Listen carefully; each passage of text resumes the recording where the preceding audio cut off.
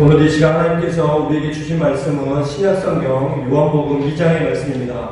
요한복음 2장 1절로 11절의 말씀을 제가 봉독해 드리도록 하겠습니다. 사흘째 되던 날 갈릴리 가나에 혼례가 있어 예수의 어머니도 거기 계시고 예수와 그 제자들도 혼례의 처방을 받았더니 포도주가 떨어진지라. 예수의 어머니가 예수에게 이르되 저들에게 포도주가 없다 하니 예수께서 이르시되 여자여 나와 무슨 상관이 있나이까? 내 때가 아직 이르지 아니하였나이다. 그의 어머니가 하인들에게 이르되 너희에게 무슨 말씀을 하시든지 그대로 하라 하니라. 거기에 유대인의 정결 예식을 따라 두세 통 드는 돌 항아리 6이 놓였는지라. 예수께서 그들에게 이르시되 항아리에 물을 채우라 하신즉 아귀까지 채우니 이제는 떠서 연회장에게 갖다 주라 하시매 갖다 주었더니 연회장은 물로 된 포도주를 맛보고도 어디서 났는지 알지 못하되 물 떠온 하인들은 알더라. 연회장이 신랑을 불러 말하되 사람마다 먼저 좋은 포도주를 내고 취한 후에 낮은 것을 내거늘 그대는 지금까지 좋은 포도주를 두었도다 하니라. 예수께서 이 첫 표적을 갈릴리 가나에서 행하여 그의 영광을 나타내시매 제자들이 그를 믿으니라. 아멘. 오늘 이렇게 온라인으로 또 영상으로 우리 함께 예배할 수 있는 또 상황이 많이 안타깝긴 하지만 그래도 우리 모든 성도님들의 각 가정 안에 있는 그 자리에서 하나님께서 넘치는 풍성한 은혜로 함께 해주시기를 원합니다. 우리가 길거리를 걸어다니다 보면 거리에나 또한 건물 벽에 많이 붙어있는 것 중에 하나가 바로 현수막입니다. 그런데 그런 현수막을 보게 되면 목격자를 찾는다라고 하는 그런 현수막부터 시작해서 개업을 알리는 내용들, 또 분양 광고, 또는 파업하고 재개발한다라고 하는 이런 광고들이 굉장히 많이 붙어 있습니다. 어떤 때는 거의 1m마다 붙여있는 또 그런 게시물도 있기도 하고 너무나 많은 현수막들이 무분별하게 붙어있는 그런 내용들을 우리가 얼마나 많이 보는지 몰라요. 그런데 시대가 가면 갈수록 그런 현수막 내용들이 여러분 더 좋아지는 그런 내용보다는 더 과격해지고 살벌해지는 그런 내용들이 굉장히 많이 있다는 것입니다. 여러분 몇 가지 예를 들면 이렇습니다. 어서 오십시오. 정성껏 모시겠습니다. 얼핏 보기에는 굉장히 좋은 현수막 같은데 여러분 교도소에 걸려있는 현수막입니다. 좀 살벌하지 않나요?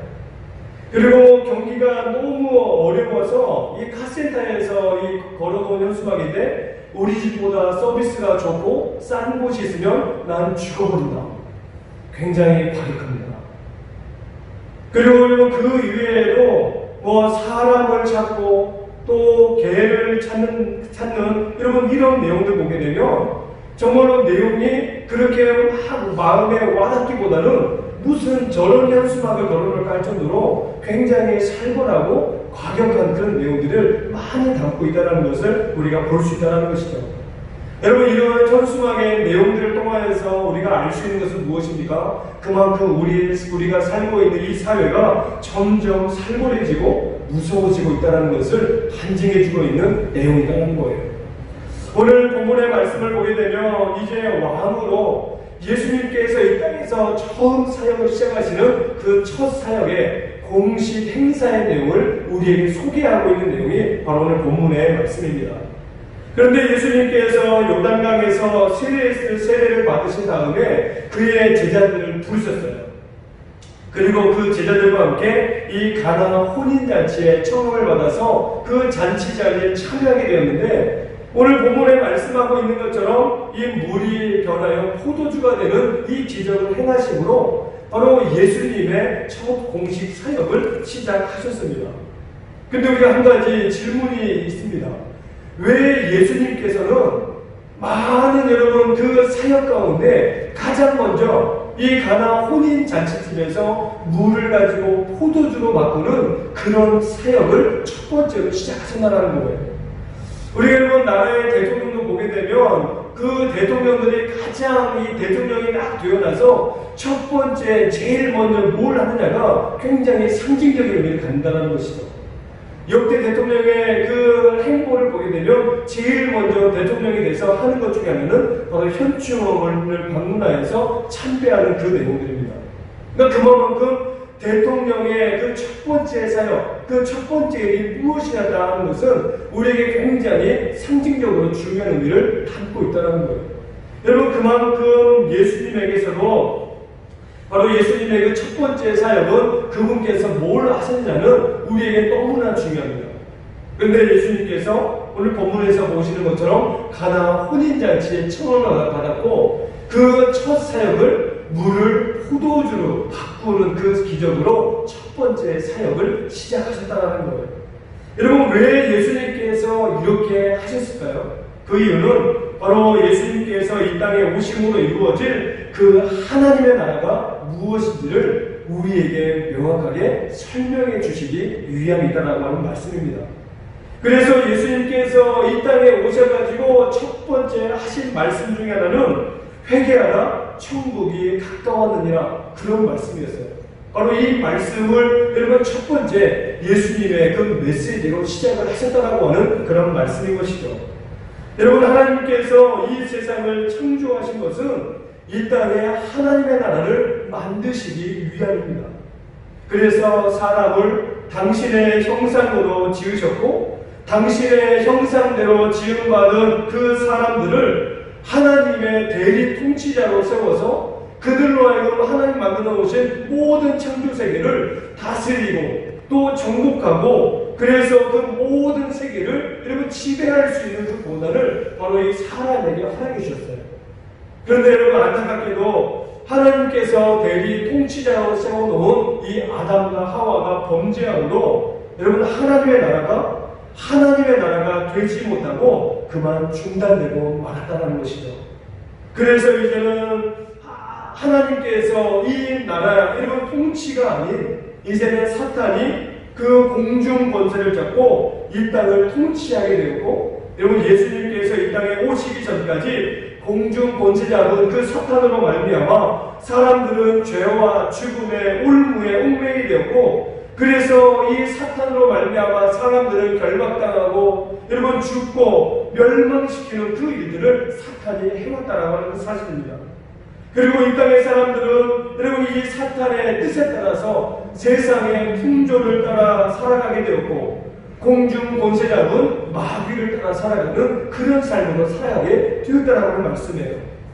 그런데 하나님의 왕이신 그 예수님께서 이 땅에 여러분 육신의 몸을 입고 이 땅에 오심으로 말미암아 십자가 위에서 그 모진 고통과 형벌과 고난을 받으셔서 여러분 우리를 대신하여 죽으셨다는 거예요.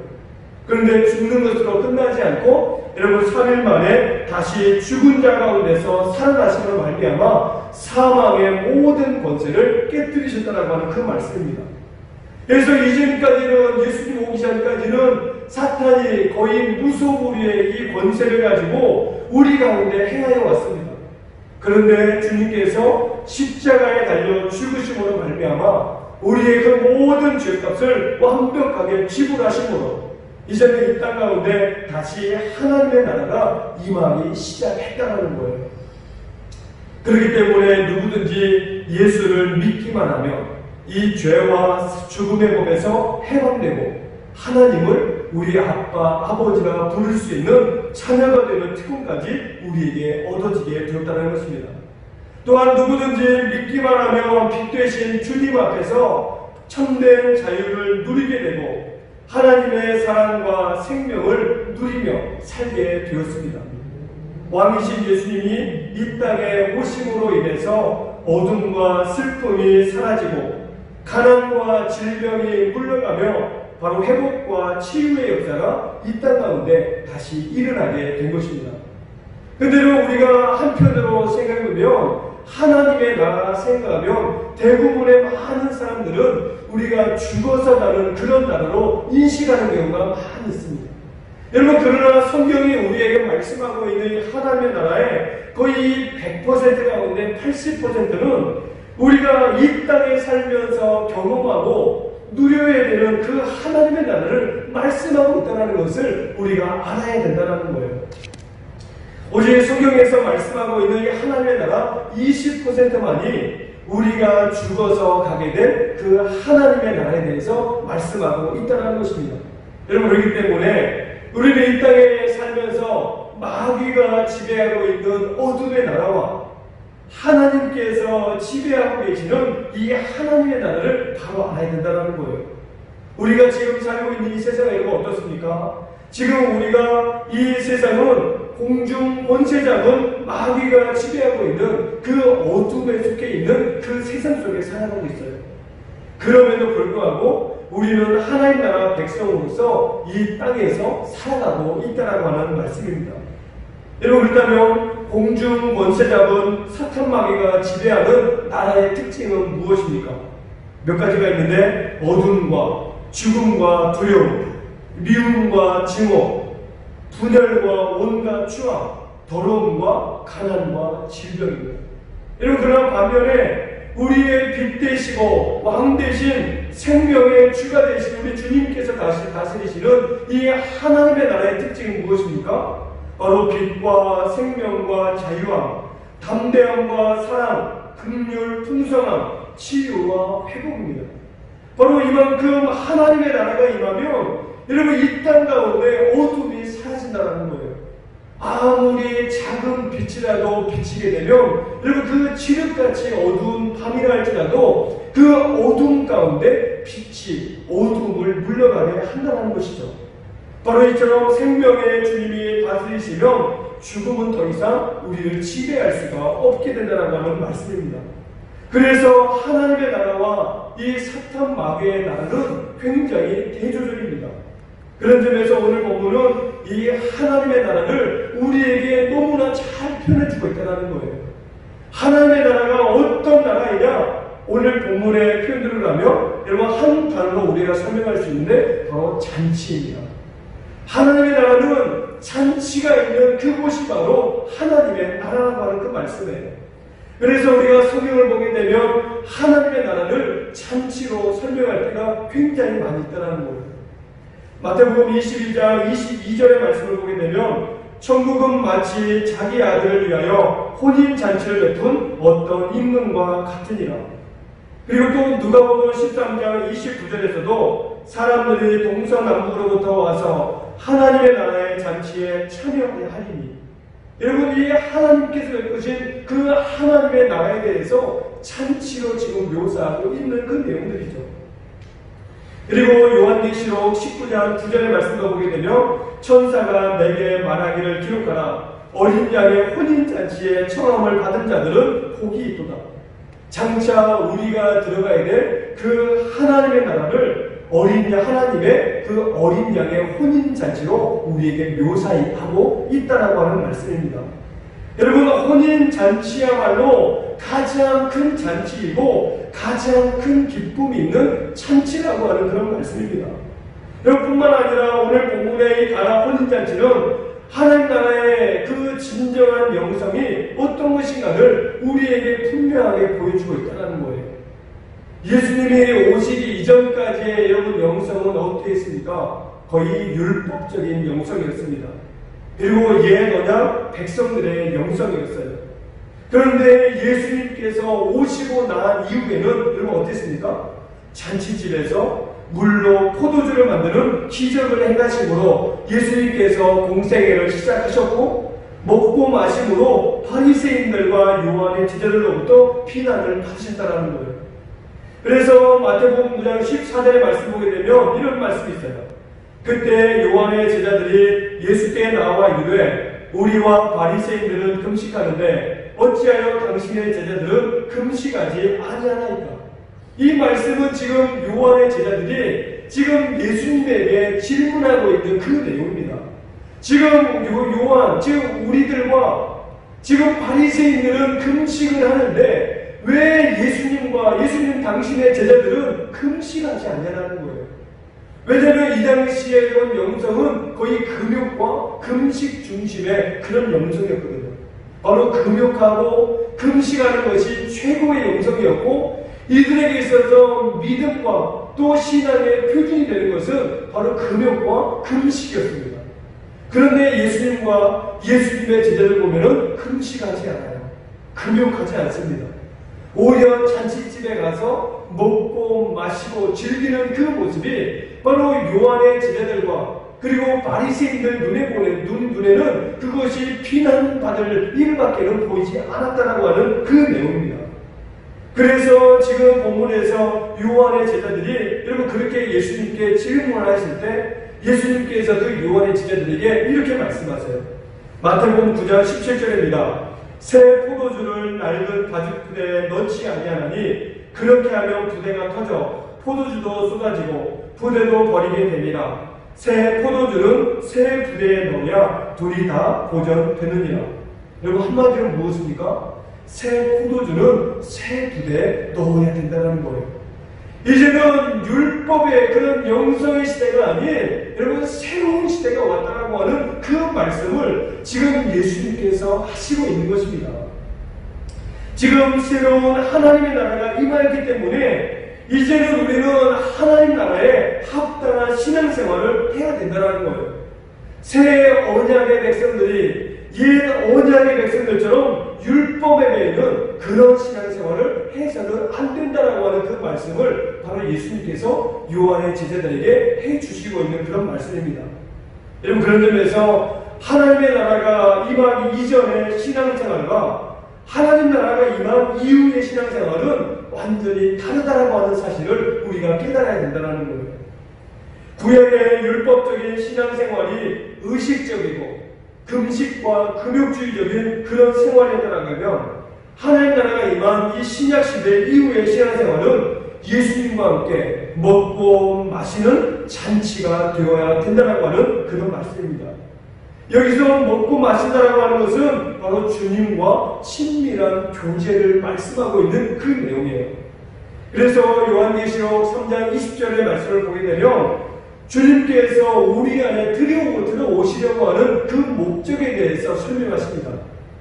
제가 한번 말씀드리겠습니다. 볼지어다 내가 문 밖에 서서 두드리노니 누구든지 내 음성을 듣고 문을 열면 내가 그에게로 들어가 그와 더불어 먹고 그는 나와 더불어 먹으리라. 여러분 지금 주님께서 왜 우리 안으로 들어오시겠다라고 말씀하시는 겁니까? 바로 나는 너와 먹고 마시고 싶다는 거예요. 지금 나는 너와 친밀한 교제를 나누고 싶다라고 하는 그런 말씀을 바로 예수님께서 하시고는 있는 그 말씀이라는 것이죠. 내가 오늘 어떠한 상황, 어떠한 형편에 있다 할지라도 내가 주님 때문에 기뻐하고 즐거워할 수 있다면 그 사람이야말로 진정한 영성을 가진 사람이다라고 하는 그런 말씀입니다. 그러므로 우리는 매일매일 혼인잔치를 즐기는 삶을 살아야 됩니다. 여러분 구원받은 자들의 축제가 바로 무엇입니까? 바로 예배라는 거예요.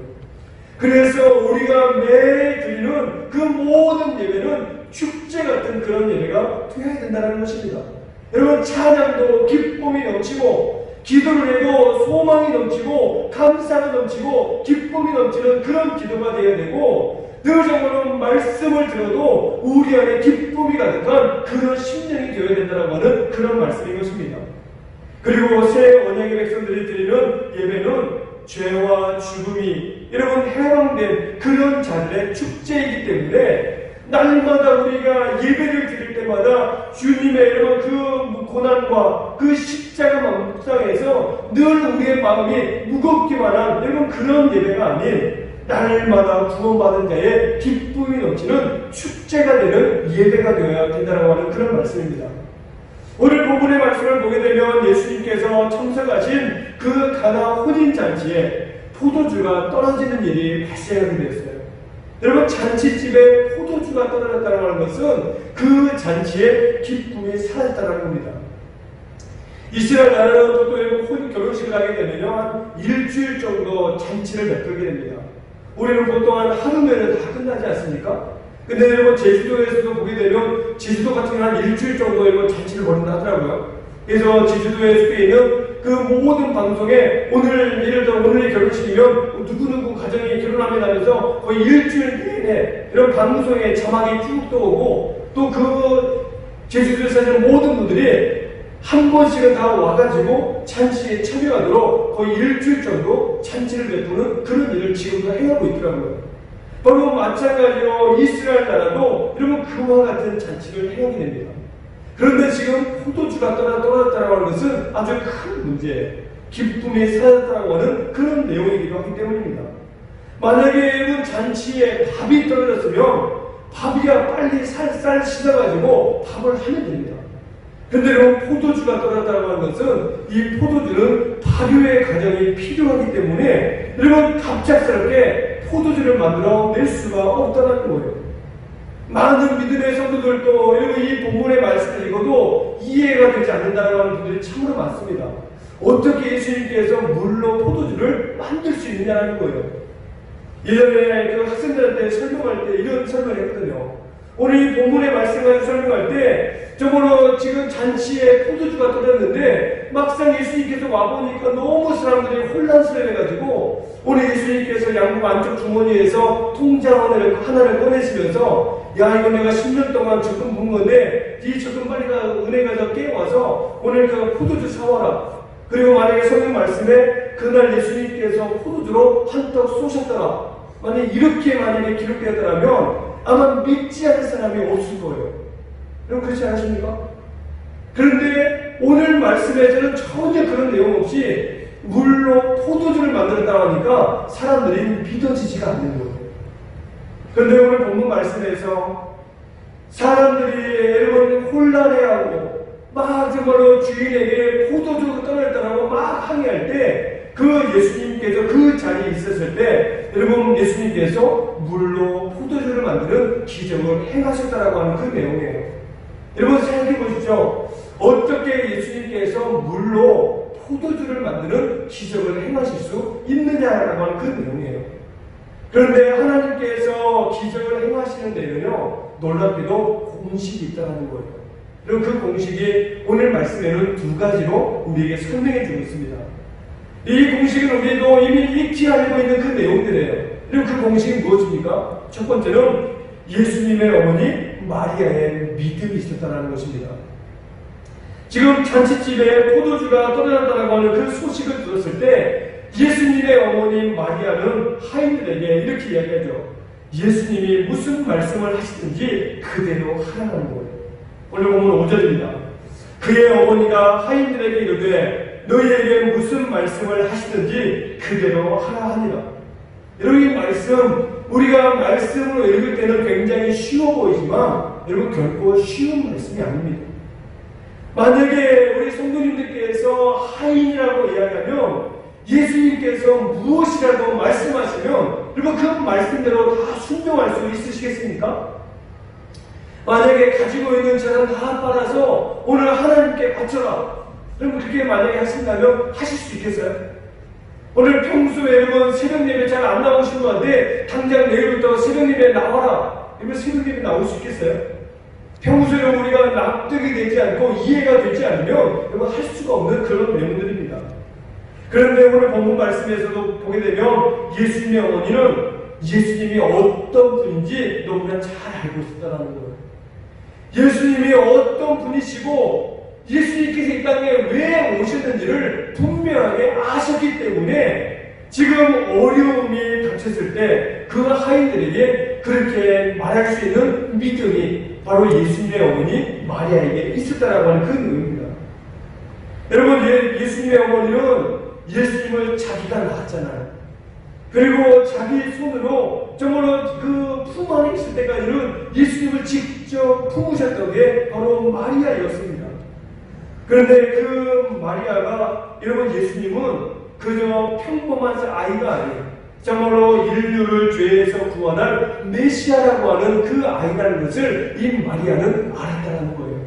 그럼 마리아가 어떻게 알았습니까? 바로 요셉과 결혼하기 전에 가브리엘 천사가 바로 마리아에게 찾아와서 말해주기 때문에 누가복음 1장 31절 말씀 보게 되면 보라 내가 잉태하여 아들을 낳으니 그 이름을 예수라 하라.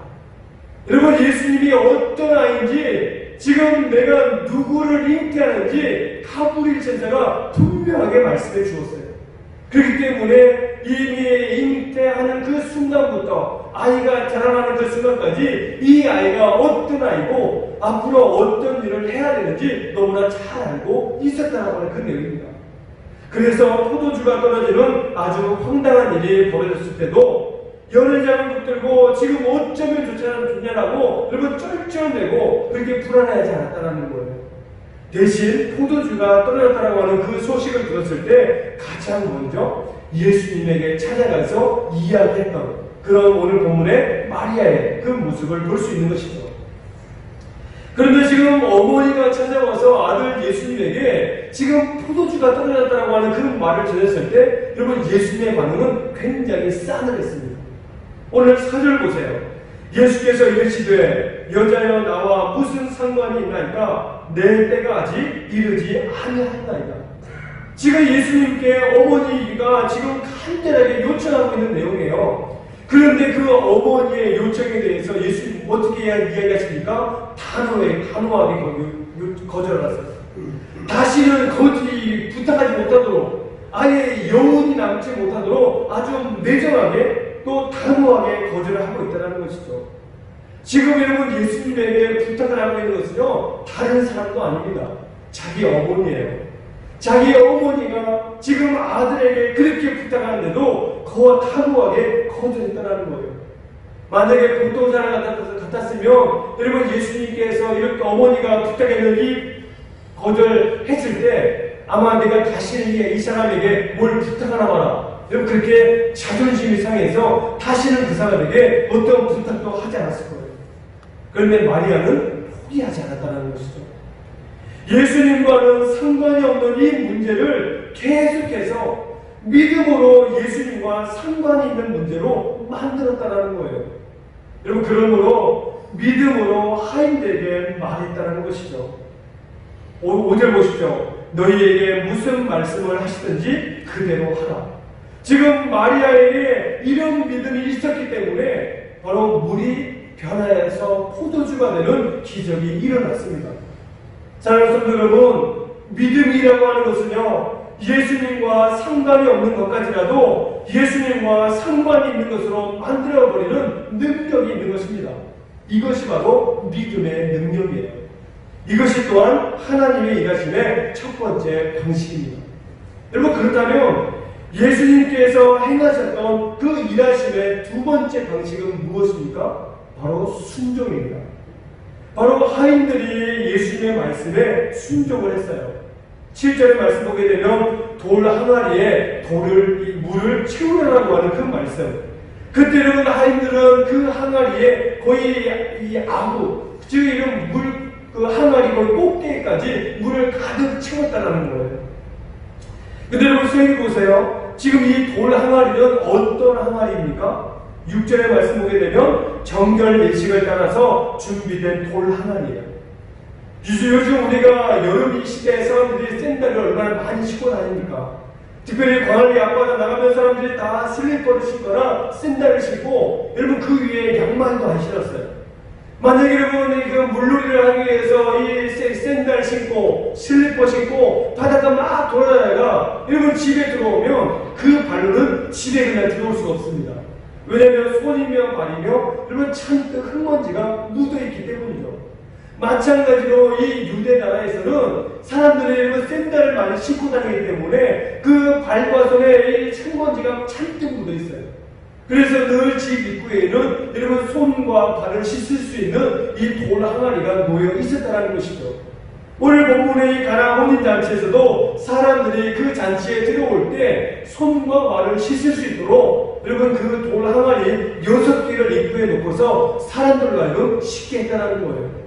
근데 생각해보세요. 사람들이 그 위에 돌 항아리에다가 바가지를 올려놓아서 어떤 사람들은 그 바가지로 물을 떠서 손을 씻기도 하고 발을 씻기도 하겠죠. 근데 성격이 급한 사람들은 바가지에 뜨지 않습니다. 어떻게 할까요? 그저 돌 항아리에 손 집어넣고 막 씻을 거예요. 어떤 사람들은 그냥 발까지 올려가지고 그 돌 항아리에다가 발을 씻는 이런 그런 사람도 있을지 모릅니다. 그만큼 이 돌 항아리에 있는 물은 여러분 깨끗한 물이 아니에요. 그런데 예수님께서 지금 하인들에게 그 항아리에다가 이런 물을 부으라고 했을 때 거의 물 그냥 항아리 가득 물을 채워 놓았죠. 그런데 그 말씀 자체가 그 말은 어려운 그런 명령이 아니기 때문에 하인들은 그대로 순종을 했어요. 그런데 그 다음 말씀이 이 하인들의 입장에서는 납득이 안 됩니다. 이런 그 다음 말씀이 무엇입니까? 이제는 물을 떠서 연회장에게 갖다 주라는 거예요. 여러분, 지금 가나 혼인잔치를 벌이면서 이 잔치를 주관하는 장이 있습니다. 그 모든 책임자 역할을 하는 사람이에요. 이 사람에게 이 물을 떠다가 주라는 거예요. 근데 생각해 보십시오. 지금 잔치 자리에 여러분 포도주가 떨어졌고, 지금 혼인 손님들은 막 포도주 안 내오냐고 막 성화를 내고 이런 상황. 연회장이 조금 화가 나 있는 그런 상황이에요.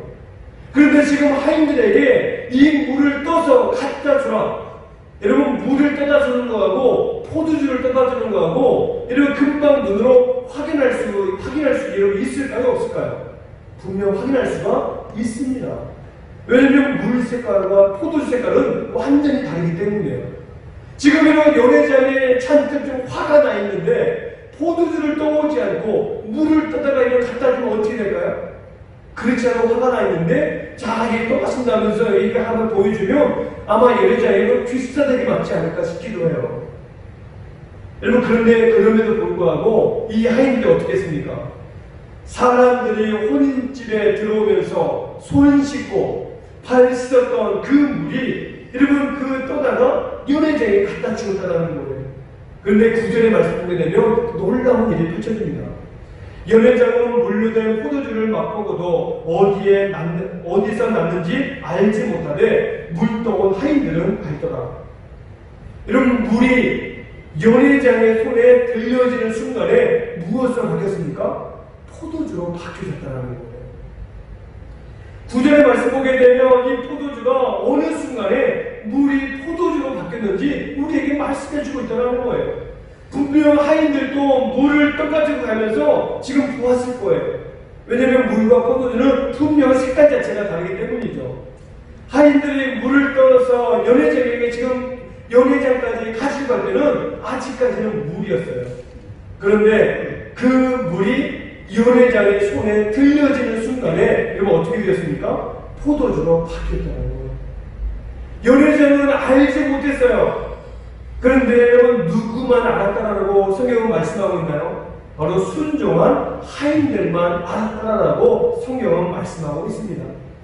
끝까지 순종해본 자만이 물이 변하여 포도주가 되는 기적을 경험하게 된다는 것입니다. 만약 하인들이 물을 채우는 것까지만 순종하고 거기에서 이런 이 연회장의 물을 떠다 주지 않고 만약 물 채우는 것까지만 하고 끝을 냈다면 하인들은 기적의 주인공이 될 수 없었습니다. 그런데 하인들은 끝까지 순종했다는 거예요. 정말로 귀싸대기 맞을 각오까지 하고 끝까지 돌 항아리에 물까지 가득 채워서 채운 다음에 연회장에게 물을 떠서 갖다 주었습니다. 바로 순종이 없는 기적은 없다라는 것을 바로 우리에게 말씀하고 있는 내용이에요. 사랑하는 성도 여러분, 우리도 매일매일 우리의 삶 가운데 기적이 일어나기를 원합니다. 지금 코로나19가 발생한 이 상황 속에서 우리나라에게 기적이 필요합니다. 또 우리 교회에도 기적이 필요합니다. 우리의 가정과 우리의 개인에게도 기적이 필요합니다. 그리고 우리의 기도 제목에도 얼마나 많은 기적이 필요한지 모릅니다. 그러나 기적을 필요로 하고 우리가 기적을 위해서 기도를 하지만 오늘 우리에게 무엇이 문제입니까? 바로 순종이 없다는 데 문제가 있다는 거예요. 하나님의 나라는 여러분 말이 있지 않고 능력이 있습니다. 그런 점에서 하나님께서 일하시는 기적에는 방식이 있다는 거예요. 그 방식이 무엇입니까? 바로 믿음과 순종입니다. 물이 변하여 포도주가 되는 기적도 마리아의 믿음과 말씀대로 끝까지 순종했던 하인들의 순종이 있었기 때문에 가능했던 그런 기적입니다. 그러므로 주님이 말씀하시면 무엇이든지 믿고 순종할 수 있게 되시기를 바랍니다. 그리하여 우리 모든 성도님들의 삶 가운데 하나님께서 행하시는 놀라운 기적을 경험하고 우리 모두 그 기적의 주인공이 될 수 있기를 주의 이름으로 축원합니다. 아멘. 이렇게 기도하겠습니다. 사랑하는 하나님, 오늘도 복된 주일을 맞이하여 하나님께 예배할 수 있는 시간을 허락해 주시니 참으로 감사합니다. 안타까운 것은 온 성도들이 함께 모여 예배할 수 없고 각자의 처소에서 온라인으로 예배해야 하는 현실입니다. 지금의 위기 상황에서 우리 각자의 믿음을 점검할 수 있게 하시고 지금은 하나님께 긍휼과 은혜를 얻기 위하여 더욱 말씀을 가까이 하고 기도해야 할 때임을 깨닫게 하여 주시옵소서. 속히 지금의 위기에서 벗어날 수 있도록 하나님께서 함께해 주시고 우리가 힘이 들면 힘이 들수록 더욱 믿고 신뢰하는 우리 온 성도들이 다 되게 하여 주시옵소서. 오늘도 각자의 자리에서 하나님의 사람으로 온전히 살아갈 수 있는 힘과 능력을 주시고 언제나 하나님의 일하심을 기대하며 믿음과 순종의 삶을 살게 하여 주시옵소서. 귀하신 예수님의 이름으로 기도드리옵나이다. 아멘.